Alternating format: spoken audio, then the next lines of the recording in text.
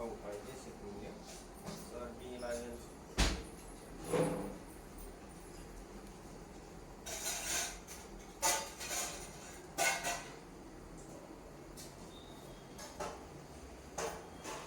જય મહારાજ, મારું નામ નીલ પંકજ બાગુલ છે. હું ધોરણ 7 માં અભ્યાસ કરું છું.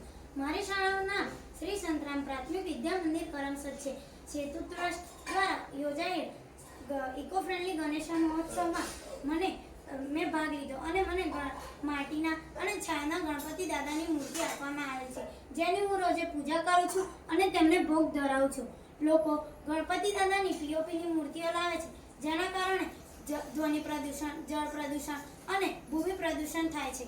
લોકો ડીજે, સ્પીકર અને ફટાકડા સાથે ગણપતિ દાદાની મૂર્તિઓ લાવે છે, જેના કારણે ધ્વનિ પ્રદૂષણ થાય છે. લોકો ગણપતિ દાદાનું વિસર્જન કરવા નદી કે તળાવ પર જાય છે, ત્યારે જળને પ્રદૂષણ થાય છે અને જળચર પ્રાણીઓ પણ પ્રદૂષણ થાય છે, જેના કારણે જળ પ્રદૂષણનો ફેલાવ થાય છે. લોકો ફટાકડા સાથે ગણપતિ દાદા લાવે છે, જેના કારણે જે કચરો થાય છે તેના કારણે ભૂમિ પ્રદૂષણ થાય છે. આ બધા પ્રદૂષણો પર સેતુ ટ્રસ્ટ કાર્ય કરે છે, જેનો હું પણ સાથ આપું છું. તો ગણપતિ બાપ્પા મોર્યા.